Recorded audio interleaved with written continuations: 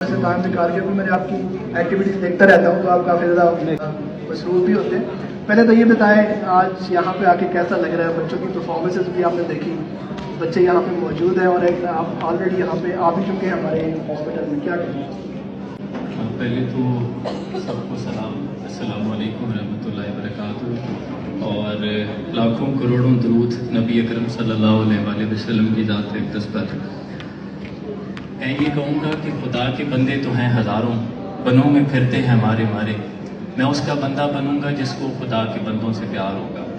دور حاضر میں اس طرح کی کاوشیں لے کے چلنا جس میں آپ باتوں سے نہیں عملی طور پہ میدان میں کیا کیا جا سکتا ہے. جیسے وہ شاعر نے کہا ہے کہ شکوہ ظلمت شب سے تو کہیں بہتر تھا اپنے حصے کی کوئی شمع جلاتے جاتے. تو یہ ادارے اپنے حصے کی شمع روشن کر رہے ہیں.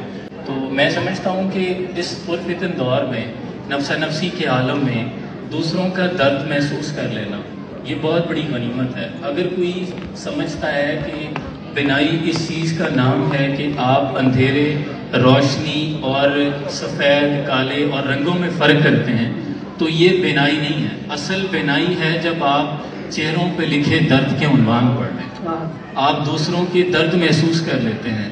یہ اصل روشنی ہے, اصل بینائی ہے.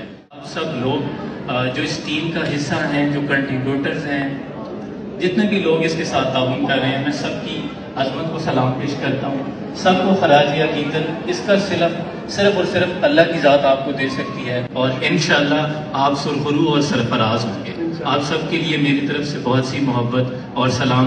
آپ سب کی عقیدتوں کو بھی, اور سندس فاؤنڈیشن کے لیے میں کہوں گا کہ عہد حاضر گواہ رہنا, چراغ الفت جلایا ہم نے, راہ وفا کے قدم قدم پر ہمارے لہو کے چراغ چلیں گے, اور ہمارا لہو بھی شامل ہے تازین گلستان میں, ہمیں بھی یاد رکھنا چمن میں جب بہار آئے.